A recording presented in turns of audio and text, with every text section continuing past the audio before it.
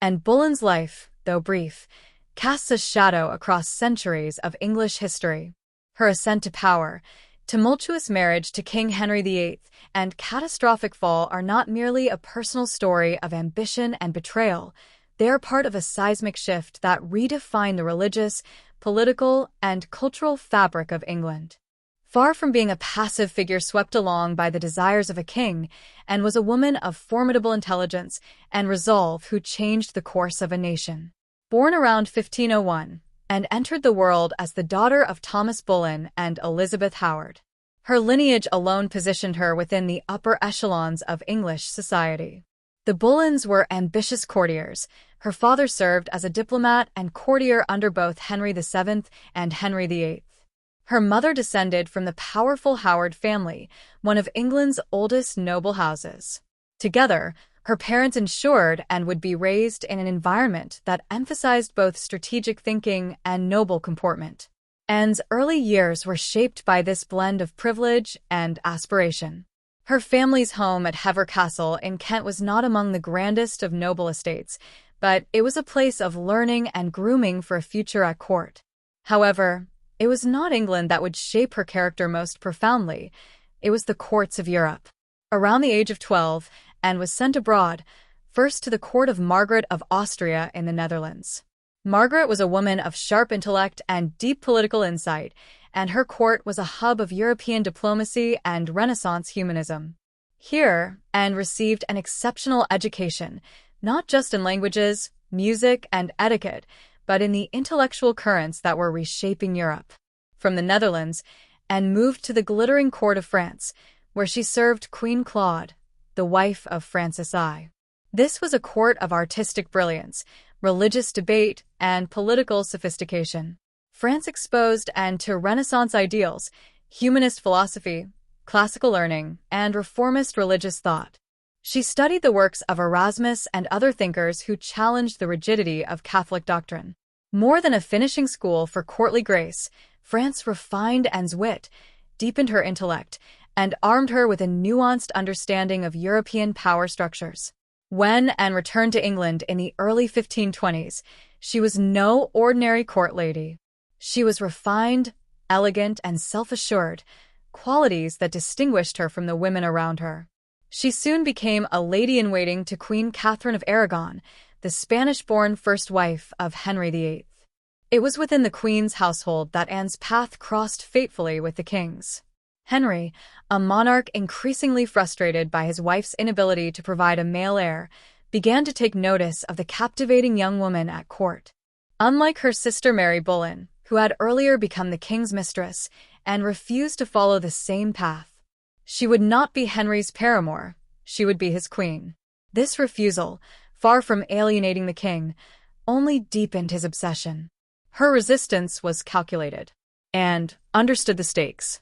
She knew the risks of court life, especially for women, and she grasped the opportunities her relationship with Henry might bring, not only for herself, but for her family, and perhaps for England itself. Anne's ambition was not simply personal. She became a conduit for new religious ideas, supporting the work of reformers like William Tyndale and advocating for the distribution of English Bibles. She protected Protestant thinkers and corresponded with key figures in the early Reformation. Anne's personal piety leaned toward reformist convictions, likely shaped during her time in France. She encouraged Henry to read religious works that questioned papal authority and advanced the notion of the monarch as the supreme head of the church. These were not idle intellectual pursuits, they were ideas with revolutionary implications. Henry's desire to marry and, coupled with his desperation for a son, ultimately led to one of the most consequential decisions in English history, the break with the Roman Catholic Church. When the Pope refused to annul Henry's marriage to Catherine, the king, supported by and a cadre of reformist advisors, took matters into his own hands. By 1533, within pregnant and his patience exhausted, Henry married, and in secret. Soon after, Thomas Cranmer, whom Anne had helped to elevate to Archbishop of Canterbury, formally annulled Henry's marriage to Catherine and declared his union with Anne valid. Thus, Anne became Queen of England, and Henry established the Church of England with himself at its head. Anne's queenship was not a quiet triumph. It was a storm. Her coronation in June 1533, complete with lavish pageantry, was a provocative statement, a declaration that England had turned its back on Rome. The symbolism was clear, and was not only the king's consort, she was the mother of the future Tudor dynasty. That future began with a disappointment. On September 7, 1533, Anne gave birth to a daughter, Elizabeth. While the birth of a healthy child should have been cause for celebration, it fell short of the king's expectations. Henry had risked everything for a son, and Anne had not delivered. Still, in Elizabeth, Anne would ultimately give England one of its greatest monarchs. But at the time, Anne's failure to produce a male heir began a slow and deadly erosion of her standing. The years that followed were filled with both political influence and personal struggle. Anne wielded considerable power at court. She interceded in matters of state, offered patronage, and influenced appointments. She advocated for education and religious reform, encouraging Henry to move further toward Protestant doctrine. But she also made enemies, many of them. Her rise had displaced Catherine, a beloved queen to many, and had alienated powerful factions at court. Anne's assertiveness, so appealing to Henry during their courtship, now became a liability. The pressure to bear a son intensified. Anne suffered a series of miscarriages, including one in 1536, shortly after Henry's jousting accident, a moment that marked the king's physical and emotional decline. By then, Henry's eye had turned to another lady-in-waiting, Jane Seymour. Unlike Anne, Jane was meek, modest, and silent. Where Anne had challenged Henry, Jane submitted. Henry began to consider how he might rid himself of a queen who had once been his obsession and was now an obstacle. What followed was a swift and brutal unraveling. In May 1536, Anne was arrested and charged with adultery, incest, and treason. The accusations, highly dubious and likely orchestrated by Thomas Cromwell, once Anne's ally, were designed not just to remove her, but to obliterate her. The trial was a spectacle, and the verdict a foregone conclusion. On May 19, 1536, Anne Boleyn was executed at the Tower of London. Her final words, dignified and calm, echoed with both sorrow and serenity. She died with the composure of a woman who understood that her life had reshaped the world. And reshape it she had. The English Reformation, triggered in large part by Anne's marriage to Henry, was irreversible. The break with Rome, the rise of the Church of England, and the dissolution of the monasteries all stemmed from the moment Henry fell in love with Anne Boleyn. Her influence extended far beyond her life. The daughter she bore, Elizabeth I, would reign for 45 years, overseeing a golden age of English power and culture. Elizabeth's legitimacy, once questioned because of her mother's fall, became a cornerstone of Tudor strength. And in her sharp intellect, political acumen, and commanding presence, Elizabeth bore a striking resemblance to Anne. Anne's legacy is complex. She has been cast variously as a seductress, a martyr, a reformer, and a tragic heroine. Each version contains a kernel of truth. She was ambitious, but also principled. She was manipulative at times, but also deeply committed to her vision of a reformed England. She was the architect of her own rise, and yet, a victim of forces beyond her control. Even centuries later, Anne Boleyn continues to captivate. Her story has been retold in countless books, films, and plays. But perhaps the most enduring aspect of her legacy is the transformation she helped to bring about, not just in the court of Henry VIII, but in the very identity of England. Through her, the nation stepped away from the authority of Rome and began to chart a new religious and political course. In life, she was a queen for barely 3 years. In death, she became a symbol of change. Anne Boleyn's life was a crucible of ambition and conviction, of passion and peril. She lived not as a footnote to a king's desires, but as a principal actor in one of history's greatest dramas. Her story endures not only because of its tragedy, but because of its triumph, a reminder that even in the face of annihilation, ideas, influence, and legacy can endure. Anne's body may have fallen at the Tower, but her vision echoed in the reign of her daughter and in the soul of a reformed England. Anne Boleyn's arrival at the English court did not go unnoticed for long. From the moment she stepped into that glittering and politically charged world, she distinguished herself from the other ladies in waiting. Unlike the typical court beauties of the time, Anne possessed a different kind of allure, one that did not rest solely on classical good looks, but on something far more compelling: wit, intelligence, and a captivating presence. Contemporary accounts often varied in their descriptions of her physical appearance. Some admired her dark eyes and expressive features, while others remarked that she did not fit the conventional standards of beauty. Nevertheless, even her critics could not deny the magnetic charm that surrounded her. She exuded a sense of energy and sophistication, sharpened by her years at the French court, where she had absorbed the intricacies of courtly behavior, flirtation, and politics. It was this combination of elegance, intellect, and confidence that set her apart and drew admirers to her. Among them, the most significant was King Henry VIII.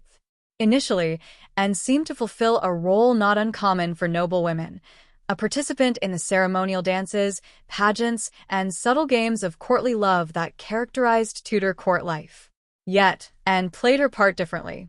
She had learned in France how power and allure could coexist in a woman, and how carefully one could use charm not merely to entertain but to maneuver through the dangerous waters of political ambition. When Henry VIII began to show interest in her, it was not entirely surprising. His marriage to Catherine of Aragon was visibly deteriorating. Still, Anne was no ordinary court flirt. She was a woman with a keen awareness of her surroundings and a clear sense of purpose. At the time, Catherine of Aragon's position as queen was becoming increasingly fragile. Once admired for her piety and grace, she had aged beyond the years of fertility and endured numerous miscarriages and stillbirths. Most critically, she had not delivered the one thing Henry desired above all else: a healthy male heir. This failure had profound implications for the Tudor dynasty, which, having been established only a few decades earlier by Henry's father, remained vulnerable to challenges without a secure male successor. Henry's anxieties over the future of his lineage made him more open to temptation. The Queen, once the jewel of his court, had become a painful reminder of dynastic insecurity. In contrast, Anne Boleyn appeared as a vibrant alternative, youthful, clever, and, most importantly, full of promise. What began as harmless courtly flirtation, part of a long-standing tradition where noblemen and women engaged in stylized romance, soon escalated. Henry, initially intrigued, became increasingly infatuated. However, Anne's response to the king was anything but predictable. She did not swoon at his advances or allow herself to be seduced by the allure of royal favor. Unlike her sister Mary Boleyn, who had once been Henry's mistress and then discarded, Anne resisted. Her refusal was deliberate and deeply strategic. She was determined not to be just another woman used for the king's amusement and then forgotten. Whether driven by ambition, conviction, or a potent mixture of both, Anne made it clear that she would only give herself to Henry as his lawful wife, not as his lover. This act of defiance intrigued Henry even more. He was not accustomed to rejection, and Anne's resistance only intensified his desire. He began writing her passionate love letters, highly unusual for a monarch and a striking indication of how thoroughly she had bewitched him. These letters reveal a man who was both frustrated and enamored, alternately pleading and praising. Meanwhile, Anne maintained a delicate balance. She allowed Henry to court her but remained firm in her stance, using her restraint as leverage and elevating her status in his eyes. She became not just a woman he wanted, but a woman worth changing the world for. Indeed, that is precisely what Henry set out to do. As his obsession with Anne grew, he took the extraordinary step of seeking an annulment from Catherine of Aragon, a decision that would plunge England into political and religious turmoil. This was not simply a private matter of the heart. In a Europe still deeply Catholic and with the Protestant Reformation gaining momentum, Henry's request had enormous implications. The Pope, head of the Catholic Church, held the authority to grant or deny such annulments. Henry based his appeal on the claim that his marriage to Catherine was invalid because she had previously been married to his brother, Arthur.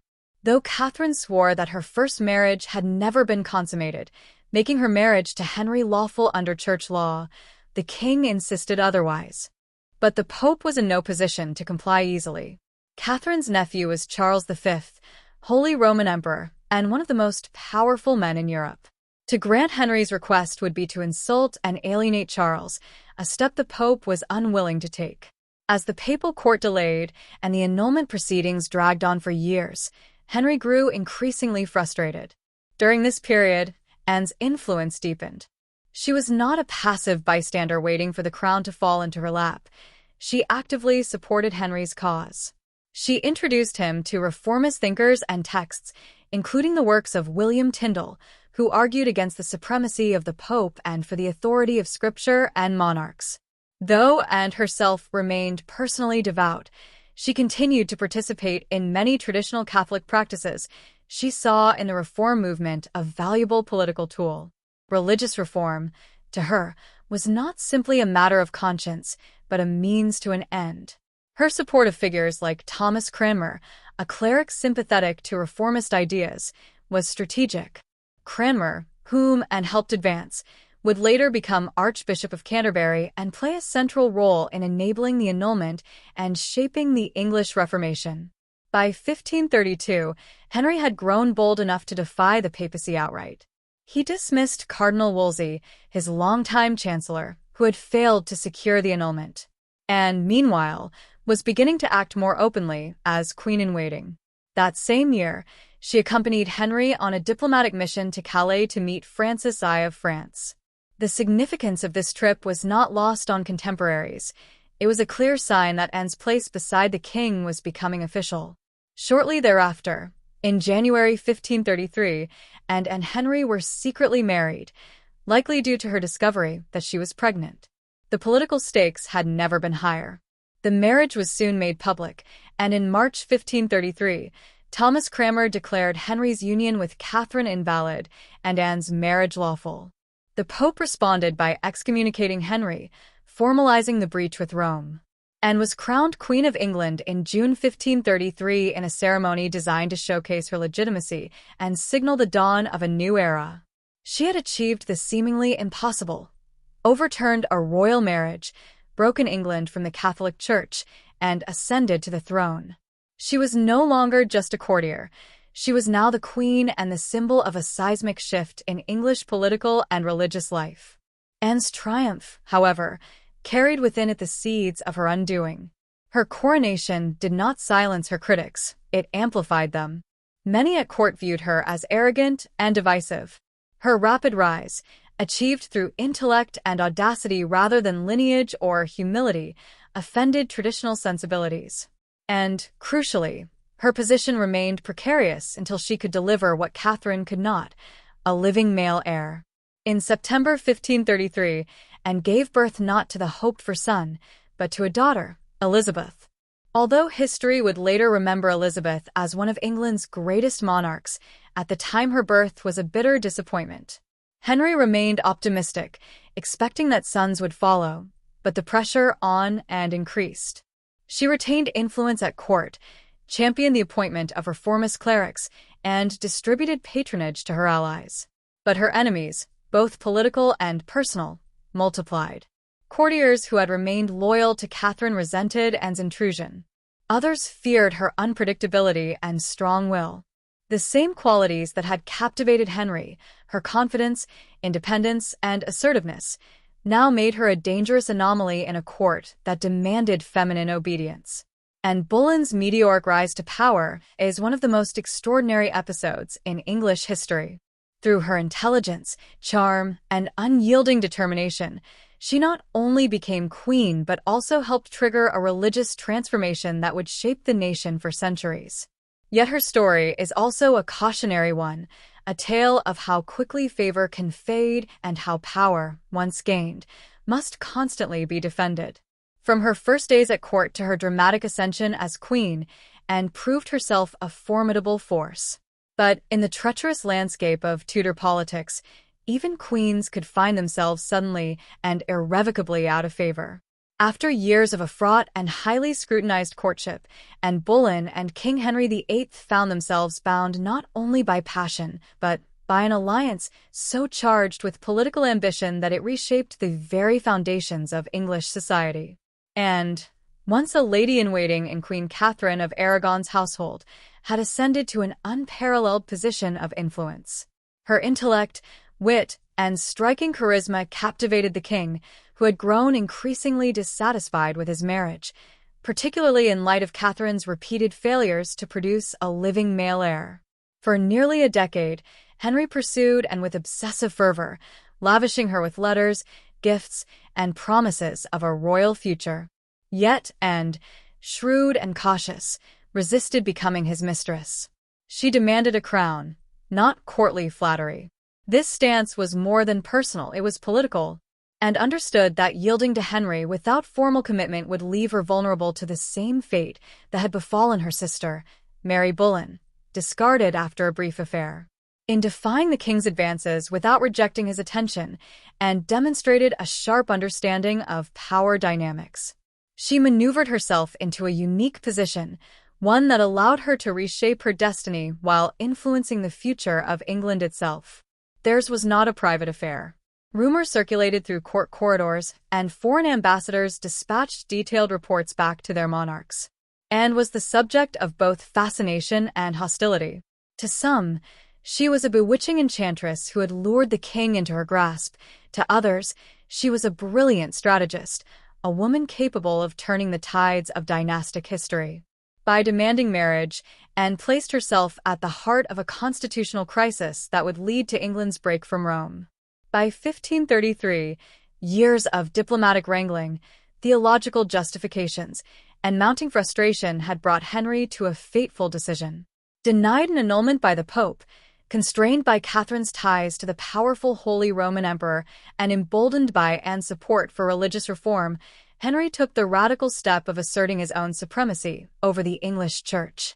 The creation of the Church of England was not merely a spiritual rebellion, it was an act of dynastic will. In January of that year, Henry and Anne were secretly married in a small, discreet ceremony, likely officiated by a sympathetic cleric. Anne was already pregnant, and time was of the essence. This clandestine union was more than an affair of the heart, it was a declaration of independence from papal control. Though the marriage remained hidden from public view for a short while, its implications were monumental. By March, Henry had appointed Thomas Cranmer as Archbishop of Canterbury. Cranmer moved swiftly, declaring the king's first marriage invalid and sanctioning his marriage to Anne. England, in turn, was now spiritually untethered from Rome. In June 1533, Anne Boleyn was formally crowned Queen of England in a spectacle of unprecedented grandeur at Westminster Abbey. The coronation was a calculated act of statecraft, designed to legitimize both her new status and the child she carried. Unlike her predecessors, Anne was crowned with St. Edward's crown, a powerful symbol traditionally reserved for monarchs themselves. This decision underscored the extraordinary expectations placed upon her. She was not simply a consort, she was the woman through whom the future of the Tudor dynasty was now expected to pass. The coronation festivities spanned days and included pageants, masks, and elaborate processions through the streets of London. Citizens cheered as Anne made her way to Westminster, though not all did so with genuine joy. Many remained loyal to Queen Catherine and viewed Anne's elevation as both morally questionable and politically dangerous. Nevertheless, the pomp and ritual of the event had the desired effect. Anne was queen, and her unborn child was the heir presumptive. As queen, Anne was far from a passive ornament. She wielded substantial influence at court, surrounding herself with loyal allies and placing them in key political and ecclesiastical positions. She became a patron of religious reformers and humanist scholars, advancing causes aligned with the nascent Protestant movement. Though Anne herself retained many traditional Catholic devotions, she recognized the political utility of religious reform in undermining Rome's authority and consolidating the power of the crown. Her political instincts were keen. and supported the translation of the Bible into English and the distribution of vernacular religious texts, helping foster the intellectual environment that would later characterize the English Reformation. She took an active interest in education and charitable works and remained closely involved in the administration of her household and court. But her assertive nature, so vital to her ascent, began to attract criticism. Many traditionalists were unsettled by her influence, seeing her as an interloper who had disrupted the natural order. The pressure upon and reached its zenith with her pregnancy. All of England awaited the birth of a male heir with bated breath. A son would silence her critics and confirm her place in history as the mother of the Tudor dynasty's secure future. Henry, too, was consumed by the expectation of a boy. The legitimacy of his marriage, the years of conflict with Rome, and the massive political upheaval he had unleashed were all, in his mind, justified by the promise of a male successor. On September 7, 1533, and gave birth to a healthy daughter, Elizabeth. Though the child would one day become one of England's greatest monarchs, her arrival was a bitter disappointment at the time. Henry had risked everything, and instead of a prince, he had a princess. Nonetheless, the infant Elizabeth was proclaimed Princess of England, and a grand household was established for her. Henry remained publicly supportive, believing, or at least hoping, that sons would follow. For a time, Anne's position remained secure.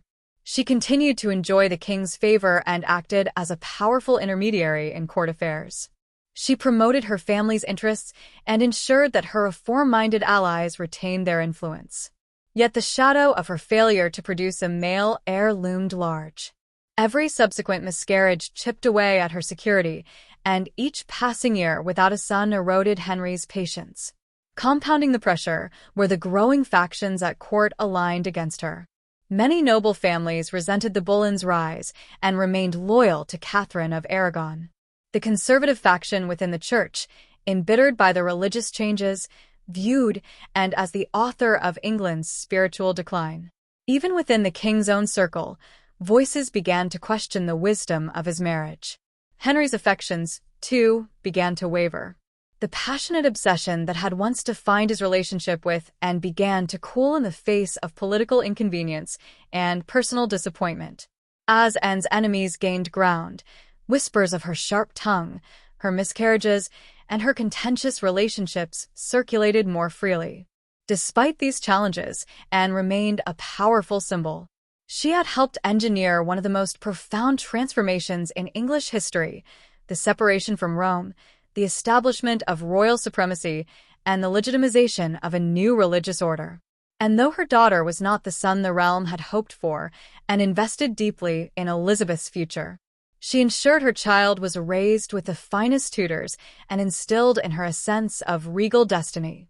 In doing so, and unknowingly laid the foundation for a new era. Privately, Anne must have wrestled with the precariousness of her situation. She had gambled everything on Henry's love and her ability to provide him with a son. She had succeeded in becoming queen, in altering the course of the monarchy, and in giving birth to a child whose brilliance would one day be unmatched. But she was surrounded by enemies, and her greatest triumphs were also the seeds of future peril.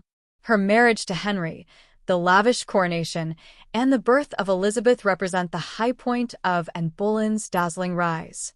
But beneath the glittering surface, the tremors of her eventual fall were already beginning. She had dared to reach for the crown, and had seized it, but in the brutal world of Tudor politics, such ambition rarely went unpunished. For now, Anne stood as Queen of England, the mother of a child who would one day rule the realm with wisdom and might. She had remade the monarchy, reshaped the faith of a nation, and redefined what it meant to be a queen. Her story was one of brilliance and danger, of triumph and tragedy, a legacy that would echo through the centuries. Despite the pomp of her coronation and the early triumph of Elizabeth's birth, Anne Boleyn's position as queen remained perilous. The initial joy that greeted the arrival of a healthy child quickly gave way to a harsh reality. Elizabeth was not the long-awaited male heir, and knew better than anyone that her future rested on the fragile hope of producing a son. In the years following her marriage to Henry VIII, she conceived several times, but each pregnancy ended in heartbreak. Miscarriages and stillbirths eroded not only Anne's health and spirit, but also the foundations of her relationship with the king. These personal tragedies were not suffered in silence. The entire court watched and speculated, with every failed pregnancy casting a longer shadow over Anne's reign. The disappointment at court was palpable, and whispers grew louder. Was this union, forged in defiance of the Catholic Church and consecrated by the creation of the Church of England, truly divinely sanctioned? Henry's own confidence began to falter. The king, who had once been consumed by desire for and was now increasingly burdened by doubts, frustrations, and political pressure. Anne's enemies sensed her vulnerability. Those loyal to Catherine of Aragon, or simply resentful of Anne's rapid ascent and unorthodox influence, began to conspire. They painted her not as a queen, but as a dangerous interloper, an ambitious woman who had bewitched the king and brought religious and political turmoil to the realm. Foreign ambassadors refused to acknowledge her legitimacy, referring to her as the concubine and sending reports back to courts across Europe that highlighted England's growing instability. Still, Anne did not retreat from her role. Even as her star began to dim in Henry's eyes, she remained active in matters of governance. She championed the Reformation, promoted humanist scholars, and worked to expand education and religious reform. Her circle of supporters, though shrinking, remained dedicated. To those who admired her and represented a new kind of queen, intelligent, articulate, and politically engaged. But her refusal to be a mere decorative figure only sharpened the animosity of those who favored more traditional, submissive models of queenship. By late 1535, Anne's position was becoming untenable. Henry, disillusioned and increasingly desperate for a son, began to entertain the attentions of another woman, Jane Seymour, a quiet and unassuming lady-in-waiting who offered a stark contrast to Anne's fire and wit. Where Anne had once seduced Henry through her defiance and brilliance, Jane captivated him with gentleness and humility.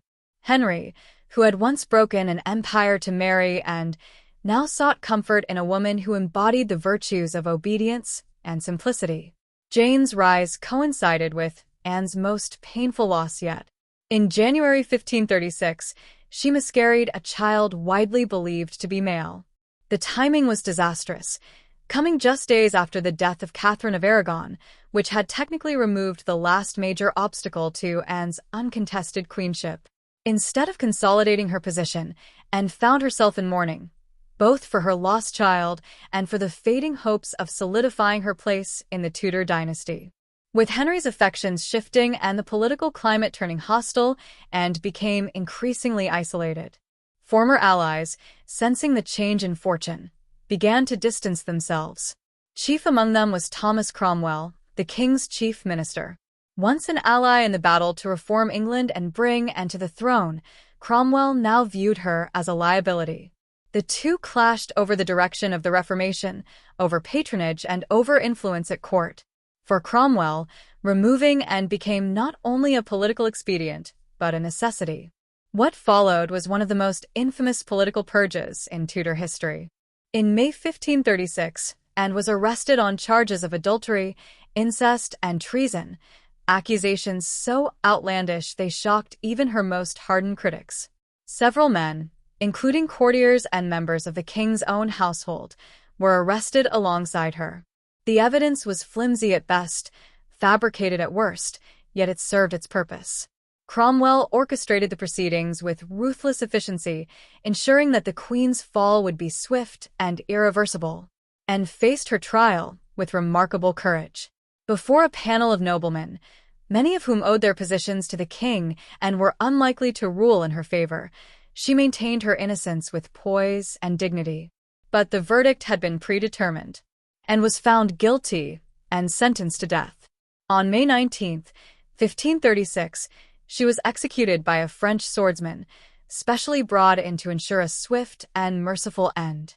Dressed in a dark gown and an English gable hood, she ascended the scaffold with composure, addressing the crowd with grace and restraint. She made no protest of innocence nor accusation of injustice, only a prayer for the king and for England. In those final moments, Anne Boleyn showed the same resolve that had defined her rise. Her death was not just the end of a queen's life, but the culmination of one of the most extraordinary political and personal dramas of the English Renaissance. Though she had not borne the son Henry so desperately desired, Anne's daughter would go on to exceed every expectation. Elizabeth Tudor, born in the shadow of controversy and raised in the uncertainty of her mother's disgrace, would ascend the throne in 1558 and reign for 45 years. As Elizabeth I, she would preside over a golden age of English culture, exploration, and national pride. In her intelligence, independence, and political skill, many saw the reflection of, and the mother whose bloodline she carried, and whose legacy she ultimately fulfilled. Anne Boleyn's influence, both during and after her lifetime, was profound. As queen, she played a pivotal role in the English Reformation, encouraging Henry's break from Rome and the establishment of royal supremacy. Her support for Protestant reformers helped lay the intellectual and theological foundations for a new religious identity in England. She brought new cultural influences to the court, from French fashion to Renaissance learning, and cultivated a circle of reform-minded thinkers and artists. Yet her reign was also marked by volatility. Anne's assertiveness, so rare and threatening in a queen consort, left her exposed to the machinations of rivals. Her failure to produce a male heir left her vulnerable to a king who viewed progeny not just as legacy, but as divine justification. And in the end, her marriage, once a passionate revolt against tradition, became the very source of her undoing. The marriage between Anne and Henry VIII was many things: a love affair, a political revolution, a religious upheaval, and ultimately a tragic downfall. It redefined the monarchy, reshaped the church, and produced one of the most influential figures in English history. Anne Boleyn, the woman who refused to be merely a mistress, had altered the very fabric of the nation. In the years that followed her death, Anne's memory was tarnished and romanticized in equal measure. Some saw her as a scheming seductress, others as a martyr to ambition and reform. Yet as history evolved and Elizabeth's reign brought glory to the Tudor name, Anne's reputation began to shift.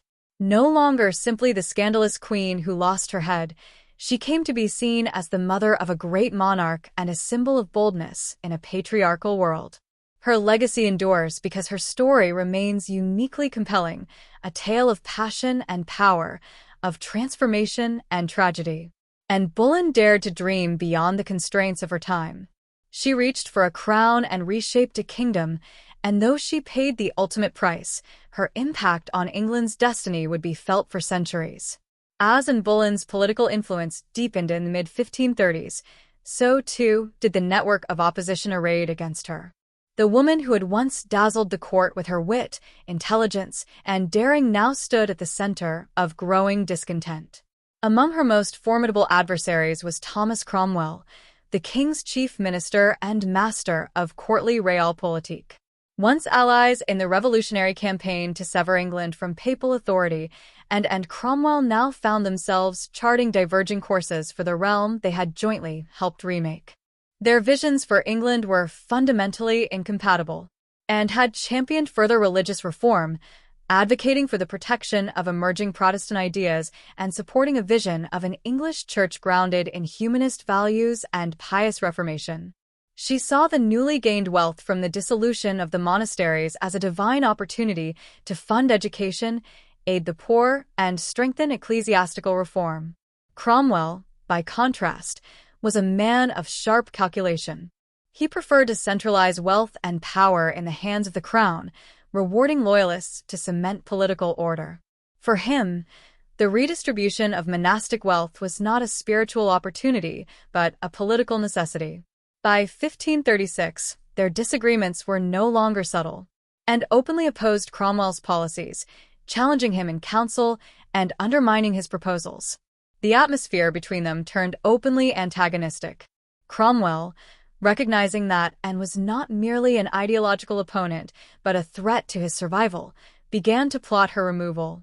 He understood that to dismantle a queen, especially one once so favored by the king, required more than policy disputes. It demanded scandal, disgrace, and finality.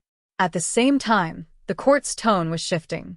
Henry VIII's once fervent love for Anne had cooled into frustration and indifference.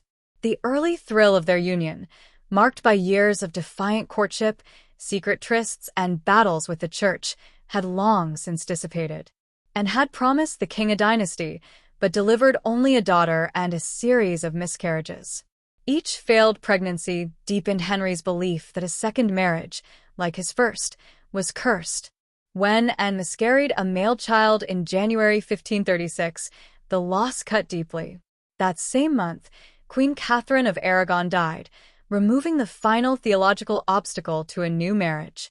With Catherine gone, Anne's failure to produce a male heir could no longer be blamed on divine judgment for bigamy.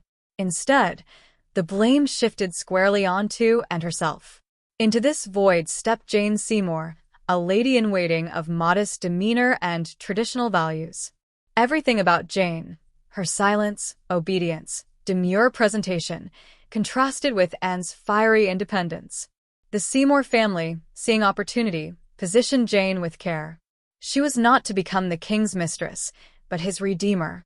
Just as Anne had once refused to surrender her virtue, compelling Henry to marriage, Jane now played the same script, and Henry, older and more anxious for stability, responded eagerly. The tide turned rapidly. Those who had once clamored for Anne's favor began currying favor with the Seymours. Anne's circle shrank. Even some who owed their positions to her began to edge away. The court, always a place of shifting loyalties, sensed the change. Whispers about Anne's temper, her interference in politics, and her inability to maintain the king's affection spread with venomous speed. By spring, Anne was not just unpopular, she was vulnerable. Cromwell moved with ruthless precision. With Henry's attention fixed on Jane and Anne's political capital exhausted, he began to build a case. Cromwell understood that Anne's downfall needed to be not just a personal humiliation, but a political necessity. Simple annulment would leave her alive, a risk too great, given her intelligence and ability to attract allies. She had to be completely and irrevocably destroyed. The charges, when they came, were staggering in scope. Adultery, incest, high treason. Anne was accused of engaging in sexual liaisons with 5 men, including her own brother, George Boleyn, Viscount Rochford. The implications were catastrophic. A queen who had violated the sanctity of her marriage bed was a disgrace. A queen who had conspired against the life of her king through treasonous lovers posed a mortal danger to the entire realm. The evidence was at best circumstantial, at worst fabricated. Mark Smeaton, a court musician, was arrested first. Likely tortured or threatened with torture, he confessed to being Anne's lover. Others followed. Henry Norris, William Brereton, Sir Francis Weston, all men of the court, all drawn into Cromwell's web. Even George Boleyn, Anne's brother, was implicated. The incest charge, shocking and grotesque, ensured Anne's utter moral collapse in the public eye. Cromwell was nothing if not thorough. Henry's response was cold and calculating. Whether he truly believed the charges or simply found them convenient remains a question for historians, but he raised no objection to the proceedings. The Anne he had once defied the world to marry was now an obstacle to his dynastic ambitions. Jane Seymour waited patiently in the wings, and the promise of a new, untainted queen, one who might finally deliver a male heir, was too alluring to ignore. On May 2nd, 1536, Anne was arrested during a tennis match at Greenwich Palace. She was taken by barge to the Tower of London, the very place where she had once arrived for her coronation amid pageantry and celebration. Now she returned as a prisoner, bewildered and devastated. The days that followed were harrowing. Her trial, held on May 15th, was conducted in the Tower before a jury composed largely of her enemies, including her uncle, the Duke of Norfolk, who presided over the proceedings. The outcome was a foregone conclusion. The trial was more theater than justice, its purpose not to uncover truth, but to legitimize her execution. Throughout the ordeal, and maintained her innocence with courage and composure. Her dignity in the face of betrayal struck even some of her adversaries. Though she was alone, cut off from former friends and family, she did not break. To her ladies-in-waiting, she spoke with candor, even humor. She prayed often, prepared herself spiritually, and reportedly expressed hope that her death might spare others suffering. 4 of the 5 men accused alongside her were executed on May 17, 1536. Her brother George, brilliant and outspoken, faced the scaffold with the same resolve as Anne. Their deaths cleared the path for the Queen's own execution. Henry, in a final flourish of magnanimity or control, ordered a skilled French swordsman rather than the traditional axe, a gesture widely interpreted as a nod to Anne's preference for elegance and refinement, or perhaps his own lingering guilt. On the morning of May 19th, Anne ascended the scaffold in the Tower's inner courtyard. She wore a gray gown trimmed with ermine and a crimson robe, her hair tucked beneath a simple coif. Her final words were humble and composed. She praised the king, prayed for his soul, and submitted to her fate with the grace of a woman who understood that history would judge her more kindly than her executioners. Her death marked the end of one of the most dramatic and transformative chapters in Tudor history. In just a few years, Anne Boleyn had altered the course of an entire nation. Through her marriage to Henry, she had catalyzed the English Reformation, severed the country from centuries of papal authority, and helped establish the Church of England. Her patronage of reformers, artists, and scholars had fostered a cultural renaissance at court. Her legacy, though buried under scandal in her lifetime, would be resurrected by the daughter she left behind. Elizabeth Tudor, the child for whom Anne had risked everything, would eventually rise to the throne and become one of the greatest monarchs in English history. In Elizabeth, the sharp intellect, political acumen, and indomitable spirit of Anne Boleyn lived on. Though Anne died disgraced, her daughter would restore her memory and affirm her importance in the annals of history. Anne's fall remains one of the most poignant and disturbing cautionary tales of courtly life. It exposed the dangers of power without protection, of ambition in a world governed by men, and of love entangled with politics. In her refusal to conform, Anne had broken boundaries and remade a kingdom, but at the cost of her life. In the aftermath, Henry married Jane Seymour just days after Anne's execution. Jane gave him a son, Edward, though she died shortly after childbirth. The court that had once danced to Anne's rhythm now moved with more careful steps. The lessons of her rise and fall were etched into the consciousness of all who served the crown. In the Tudor court, favor was fleeting, and no one, no matter how beloved or powerful, was safe. And Boleyn's story endures not just for its drama, but for its significance.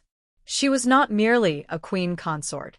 She was a revolutionary, a disruptor of religious and political order, a patron of the arts, and a mother whose legacy reshaped England. Her life and death illuminate the perils of ambition and the high stakes of Renaissance politics, but also the enduring strength of a woman who dared to dream beyond the role history had written for her. On the early morning of May 19, 1536, the grey skies over the Tower of London matched the somber mood gathering around Tower Green. A scaffold had been hastily erected on the grass, modest in scale, but immense in significance. It was a space not only of execution but of transformation, a site where the life of one of England's most enigmatic queens would end, and where the mythology surrounding Anne Boleyn would begin. And, once the dazzling and controversial wife of Henry VIII, now stood alone against the machinery of Tudor power. She was dressed simply, in a gown of dark gray or black, her hood and cloak lined with fur, a queenly dignity still clinging to her slight frame. As she made her way toward the scaffold, flanked by her ladies-in-waiting, she walked with calm and purpose. Gone were the courtly splendors and the dangerous intrigues that had once defined her rise. In their place stood a woman stripped of title and honor, but not of resolve. The crowd that gathered was not large. Only a select few were permitted to witness the execution, a reflection of both Henry's discomfort and his desire to control the narrative. Anne turned to address them. Her final speech, meticulously recorded by eyewitnesses, was remarkable for its restraint. She did not protest her innocence, nor lay blame. Instead, she spoke of the king's virtues, of her loyalty to him, and asked that those present pray for both of them. It was a moment of profound grace, a studied performance of obedience and humility, but also an unmistakable act of quiet defiance. By denying the audience the satisfaction of outrage or despair, Anne reclaimed her agency in the only way left to her. Then came the execution. Anne knelt upright, declining the customary block, as was the custom in France, where she had spent her formative years. A blindfold was gently placed over her eyes. The swordsman, specially summoned from Calais, had been chosen for his reputation, clean, efficient, and merciful in comparison to the often clumsy English axe. With one swift stroke, he severed her head. Anne's life was ended, but her story was just beginning its second act. Her body was hastily placed in an arrow chest, unfit for a queen, and buried in the chapel of St. Peter ad Vincula within the Tower grounds. No ceremony marked her passing, no monument was raised. And yet, her death would echo far beyond the walls of the Tower. That very day, Henry VIII, who had once risked his kingdom and defied the Pope to make Anne his wife, donned white mourning robes and celebrated his betrothal to Jane Seymour. 11 days after Anne's execution, Henry and Jane were married. Her quiet demeanor and traditional femininity stood in deliberate contrast to Anne's fiery intelligence and political ambition. Jane was presented not merely as a new queen but as a moral corrective, an embodiment of what a wife and consort should be. Public reaction to Anne's execution was deeply divided. In some quarters, there was relief. Her influence had disrupted long-standing alliances and offended powerful traditionalists. Her fall was seen by some as the necessary purging of a destabilizing force. But others were troubled. The flimsy nature of the charges, adultery, incest, treason, had been revealed by many to be a convenient fiction. Even foreign ambassadors, typically reserved in their dispatches, described the proceedings with unease, noting the speed and severity with which Anne was condemned. For Thomas Cromwell, Henry's chief minister and the architect of Anne's demise, the campaign against her had been a masterclass in Tudor realpolitik.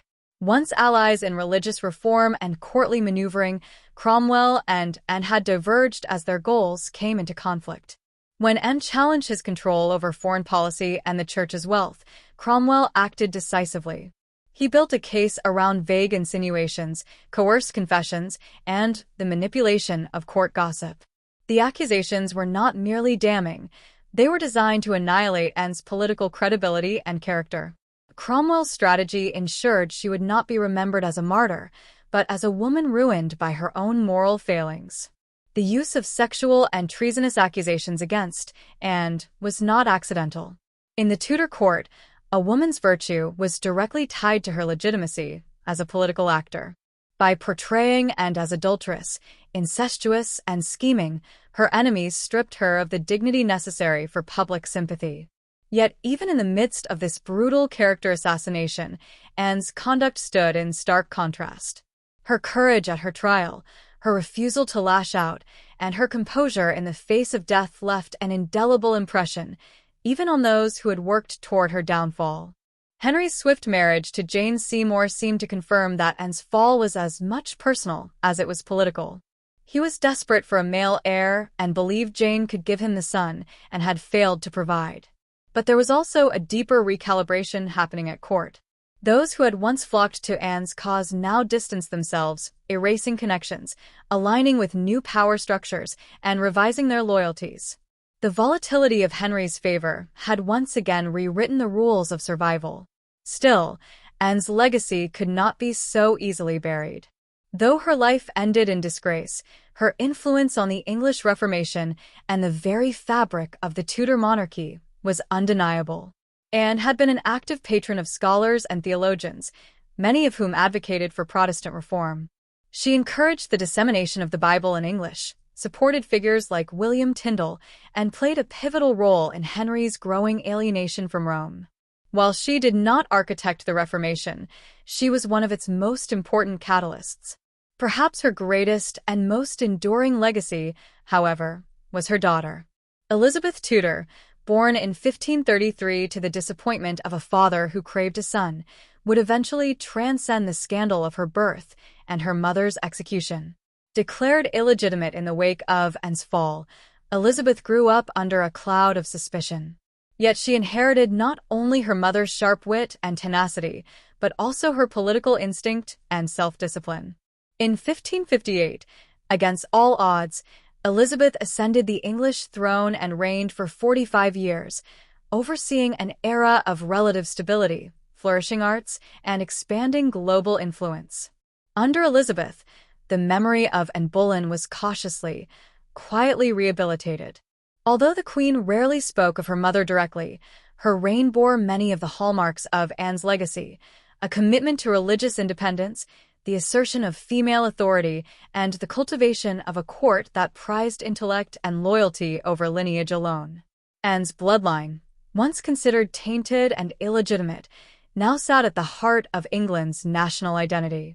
It is a supreme historical irony that the very child Henry VIII had once dismissed as a disappointment would become one of the most revered monarchs in British history. Through Elizabeth, Anne's ambition, intellect, and spirit found their full expression. In this, Anne's revenge was complete. Her line not only endured, it redefined what monarchy could be. The implications of Anne's life and death reverberated beyond her lifetime. Her marriage to Henry had triggered the seismic break with the Catholic Church, ushering in decades of religious upheaval. While her personal influence on theological matters is sometimes minimized, she was instrumental in shaping Henry's early receptiveness to reform. She believed in a pure, scripture-focused Christianity, one uncorrupted by the politics of Rome. She advocated for the common people's access to religious texts, and she used her position as queen to protect reformist thinkers who might otherwise have faced persecution. Anne Boleyn was not simply a victim of Henry's capricious love or Cromwell's political maneuvering. She was a woman of principle and conviction who, in a society that demanded submission from its women, dared to wield power, shape policy, and assert her voice. That audacity made her dangerous. It also made her unforgettable. The drama of her fall, the imported executioner, the quiet scaffold, the sudden marriage of her husband to another, was more than a political spectacle. It was a cultural signal, a display of how ruthlessly the Tudor state could enforce its will. Yet even as Henry tried to erase her and refused to disappear, she became a figure of fascination, of legend, of caution and inspiration in equal measure. Today, Anne Boleyn remains one of the most compelling figures of the Tudor period. Her story has been told in countless forms: histories, novels, plays, films, and it continues to resonate because it encapsulates so many enduring themes: ambition, betrayal, resilience, and the tragic cost of defying a world built to contain you.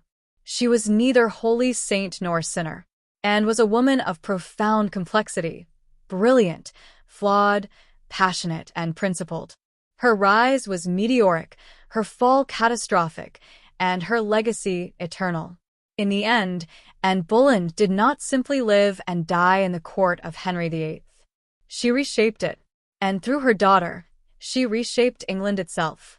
As time passed, the figure of Anne Boleyn became less a historical person and more a symbol, refracted through centuries of political needs, religious transformations, and artistic reinterpretation.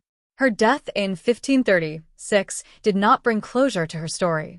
Instead, it opened the door to centuries of fascination, revision, and debate. Few figures from English history have been so persistently reimagined as Anne Boleyn, and few women have held such a dynamic position in both national memory and the global imagination. The transformation of Anne's image began almost immediately after her execution. Yet it reached a particularly significant turning point during the reign of her daughter, Elizabeth I. For Elizabeth, born to a mother accused of adultery, incest, and treason, the need to vindicate Anne Boleyn was more than personal, it was political. As a queen whose legitimacy rested on a union declared invalid by many at the time, Elizabeth had every reason to rehabilitate her mother's name. In doing so, she subtly reinforced her own claim to the throne and shaped a narrative that would define the Tudor dynasty. At Elizabeth's court, Anne was refashioned into a virtuous and tragic queen, an intelligent woman undone by jealousy and factionalism, not guilt. Poets, chroniclers, and court historians under Elizabeth depicted Anne not as a threat to the natural order, as her enemies once claimed, but as a figure of elegance, grace, and injustice. Through carefully curated iconography and patronage of art and literature, the Queen orchestrated a slow reweaving of Anne's legacy.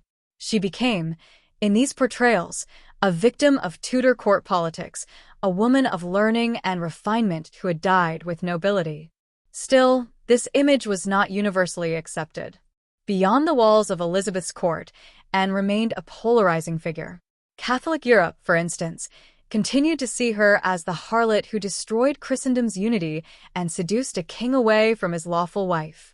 In many religious writings of the time, Anne was painted as the heretical instigator of England's break with Rome. These opposing narratives ensured that Anne Boleyn's legacy was never static. From the beginning, she was a character claimed and contested by opposing ideologies, and her historical persona continued to evolve long after her death. Over the centuries, Anne's story became a staple of cultural production. From literature and theater to film and television, Anne Boleyn has been reimagined more than almost any other English queen. Her life, brimming with ambition, romance, danger, and betrayal, has proven fertile ground for writers and artists seeking to explore the shifting dynamics of gender, power, and historical memory. Her reputation has swung wildly, from dangerous temptress to innocent victim, from cunning political operator to proto-feminist icon. In literature, early portrayals often painted Anne in black and white. In 18th and 19th century historical writing and drama, she was frequently depicted either as a naive girl ensnared by ambition or a manipulative woman whose rise spelled doom. These romanticized or moralizing narratives shaped the Victorian understanding of Tudor history, casting Anne as either the virtuous mother of Elizabeth or the femme fatale who sowed division. But it was in the 20th and 21st centuries that Anne's character was most thoroughly deconstructed and reinterpreted. Writers such as Hilary Mantel, in her celebrated Cromwell trilogy, Wolf Hall, Bring Up the Bodies, and The Mirror and the Light, gave Anne a new level of psychological depth. Mantel portrayed her as sharp-witted, politically agile, and conscious of her precarious position in a world where women's power was always conditional and vulnerable. Through Mantel's lens, and as a figure of both strength and tragedy, someone who understood the rules of the game but ultimately could not survive them. Similarly, Philippa Gregory's The Other Boleyn Girl, though often criticized by historians for its liberties with fact, reignited public interest in the Boleyn sisters.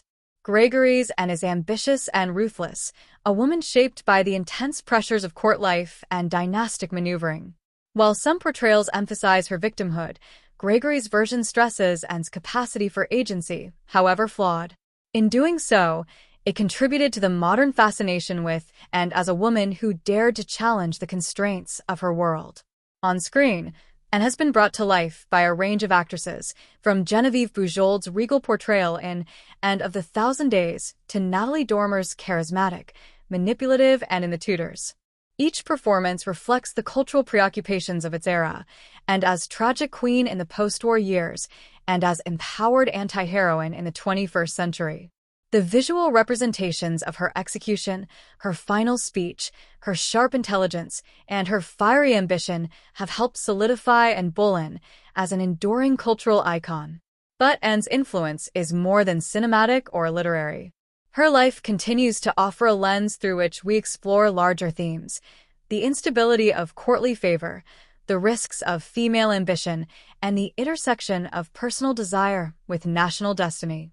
As the mother of Elizabeth I, she occupies a foundational role in one of the most consequential periods of English history. Elizabeth's 45-year reign transformed England into a formidable European power and presided over a golden age of literature, exploration, and religious consolidation. Many of Elizabeth's qualities, her political shrewdness, rhetorical brilliance, and resilience in the face of opposition, are seen as echoes of her mother's own defiant spirit. Anne's influence, then, extends beyond the personal. Her brief but spectacular rise, her instrumental role in England's break from Rome, and her bearing of Elizabeth shifted the course of Western history. Without Anne, the English Reformation might have taken a very different path. Without Anne, there might have been no Queen Elizabeth I, no flowering of Elizabethan culture, no Protestant identity so central to England's national self-image for centuries to come. At the same time, Anne's story serves as a cautionary tale about the volatility of power, especially for women. Her rise was rapid, but so too was her fall. The very qualities that made her alluring, her confidence, intellect, and unwillingness to be passive, also made her threatening to those who thrived in a more hierarchical, male-dominated court. She upset established norms, challenged traditional roles, and paid the ultimate price for her ambition. Her execution was not just a political act, it was a demonstration of how precarious a woman's position could be, even at the apex of power. Today, Anne Boleyn remains a figure of paradox. She is remembered both as a woman who was victimized and as one who wielded considerable influence. She is celebrated for her role in birthing a great queen, yet mourned for the injustices she suffered. She represents the triumphs and the perils of female agency in a world that still struggles with women who do not conform. The story of Anne Boleyn does not end with the fall of her head. It lives on in the reign of her daughter, in the religious shifts she helped catalyze, in the countless retellings of her life across every medium imaginable. She continues to speak to new generations, not only because of what she did, but because of what she signifies: the tension between power and vulnerability, the dangers of visibility, and the cost of standing at the center of history. Her life offers no easy moral, no neat conclusion. That is part of her enduring power. And Boleyn challenges us to consider how history remembers women, how narratives are constructed, and how legends are born not from perfection but from contradiction. In the centuries since her death, Anne has become more than a queen. She has become a mirror through which society reflects its changing values, fears, and aspirations. Nearly 500 years after her death, Anne Boleyn remains one of the most fascinating women in English history. Her legacy is not merely a footnote in the saga of Henry VIII or the prelude to Elizabeth I. It is a story all its own, rich, tragic, and resoundingly human. Beyond the monumental works of major historians and dramatists, Anne Boleyn has remained an enduring presence across a vast and varied landscape of cultural expression. Countless poets, novelists, and playwrights have drawn inspiration from her dramatic rise and tragic fall. In poetry, she is often cast as a tragic heroine, a woman whose innocence was betrayed by the cruelty of politics or whose downfall is lamented as the loss of a brilliant, if flawed, figure. These verses portray her as both martyr and cautionary tale, an object of sorrow, wonder, or political outrage. In the theater, Anne frequently becomes a symbol of resistance, a woman challenging the immense machinery of power and patriarchy.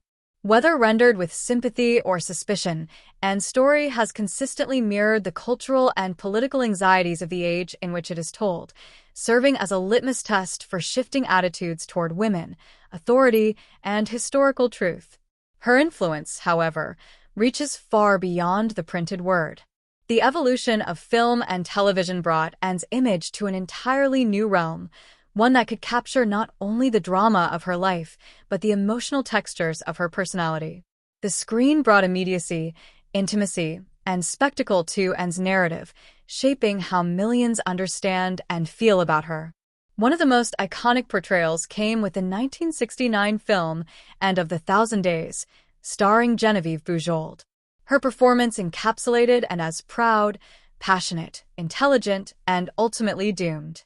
With intense emotion and commanding presence, Bujold's Anne was neither wholly victim nor villain but a woman whose aspirations led her into the heart of a treacherous political game. The film was lauded for its dramatic power and visual richness and remains one of the most memorable cinematic interpretations of Anne's life. Decades later, The television series The Tudors revitalized interest in the Tudor court for a new generation. Natalie Dormer's portrayal of Anne Boleyn was dynamic and layered, presenting her not only as beautiful and ambitious, but as sharp-witted, emotionally intelligent, and politically savvy. Dormer's Anne radiated charm and charisma, while also revealing deep vulnerability beneath her steely resolve.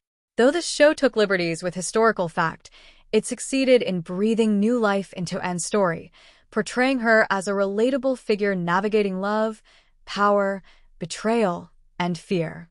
Through her performance, Anne's character became more than a historical icon. She became emotionally accessible, humanized for contemporary audiences in a way few previous portrayals had achieved. Other film and television adaptations have continued to reinterpret Anne's life in ways that reflect the preoccupations of their times. BBC dramas, stage adaptations, docudramas, and even alternative history reimaginings have each explored different facets of her character. In some, she is depicted as a feminist icon, defying the constraints of her era and daring to envision a world in which women could wield influence. In others, she is seen as an ambitious courtier undone by her own machinations, or as a tragic victim of a capricious and dangerous king.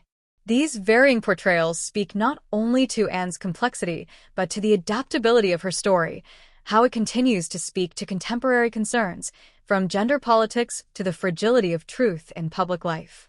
This ongoing fascination with Anne Boleyn is a cultural phenomenon that transcends her historical role. Nearly 5 centuries after her death, she remains a figure of intense public interest. Her life, which encapsulates love, ambition, betrayal, and execution, has the narrative structure of great tragedy and epic drama. But beyond the gripping plot points, her story engages with deeper themes that remain profoundly relevant. She represents the dangers and possibilities of female ambition in a patriarchal society, the fragility of political favor, and the brutal consequences of challenging entrenched power structures. Anne's status as a symbol is built, in part, on her contradictions. She is, in different accounts, a manipulative schemer and a helpless victim, a religious reformer and a seductress, a feminist trailblazer and a tragic pawn. These conflicting images allow each era to reinterpret her through its own lens, making her a cultural chameleon. For some, Anne represents the audacity of a woman who refused to accept the limitations imposed on her gender. For others, she is a sobering reminder of the perils that come with striving too far beyond one's station. This ambiguity has ensured Anne's relevance across centuries, as her story can be molded to suit the ideological currents of the time. Crucially, Anne's cultural legacy is deeply intertwined with the historical transformations her life helped to ignite. Her relationship with Henry VIII did not merely lead to her queenship, it catalyzed a revolution in English religion and governance. The annulment of Henry's marriage to Catherine of Aragon, pursued in order to marry and precipitated England's break from the Catholic Church. This seismic shift laid the foundation for the English Reformation and the birth of the Church of England. Though Anne did not engineer these changes alone, her role was central, and the religious and political consequences of her marriage reverberated long after her death. Moreover, Anne's greatest legacy may well be her daughter, Elizabeth I. The reign of Elizabeth ushered in a golden age for England, an era of flourishing arts, naval exploration, and burgeoning national identity. Elizabeth's strength, intellect, and charisma have often been seen as a continuation of Anne's legacy. That a woman whose life ended in disgrace could give rise to one of the most celebrated monarchs in English history adds a further layer of poignancy and power to Anne's story. It also reinforces her symbolic importance, a woman who, despite being destroyed by the system and life, triumphed through the accomplishments of her daughter. The Tudor court has long fascinated historians and storytellers alike, but Anne Boleyn occupies a unique space within that fascination. The court of Henry VIII was a world of splendor and danger, ambition and downfall. Within this opulent and cutthroat setting, Anne's story stands out. She is both participant and victim, a woman who shaped history and was simultaneously shaped and destroyed by it. The tension between Anne's agency and her vulnerability is a key reason for her continued presence in cultural memory. In recent years, a notable shift has occurred in how Anne's story is told.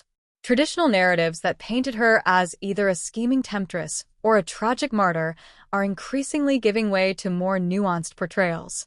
Historians and creators have made a concerted effort to uncover the complexity of her character, focusing on her intelligence, her political influence, and her deep personal convictions.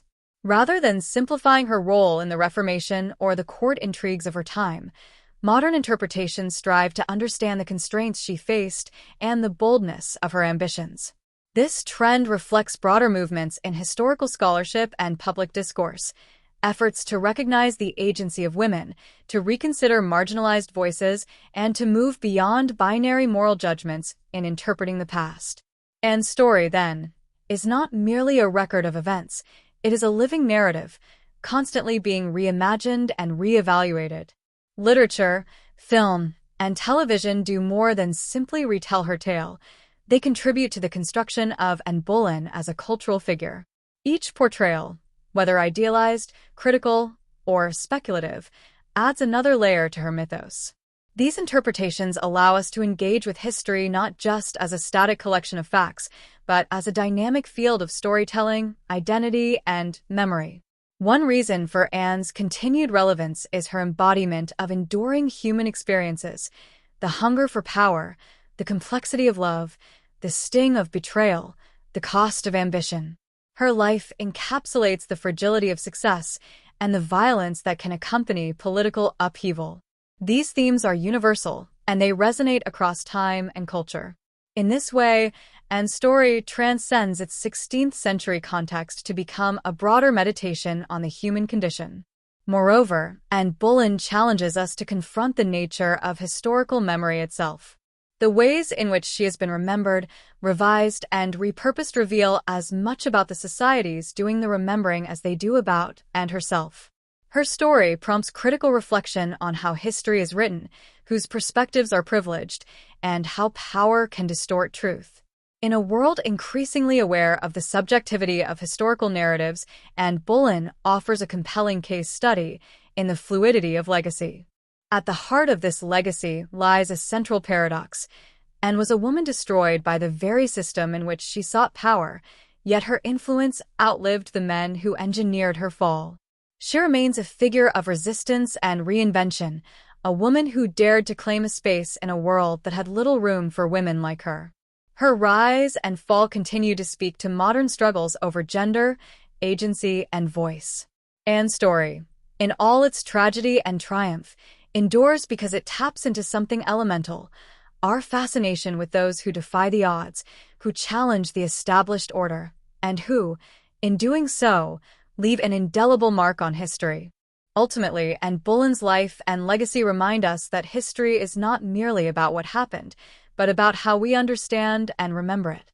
Her story is one of transformation, both personal and national, and her legacy remains a powerful symbol of the enduring interplay between power, identity, and memory.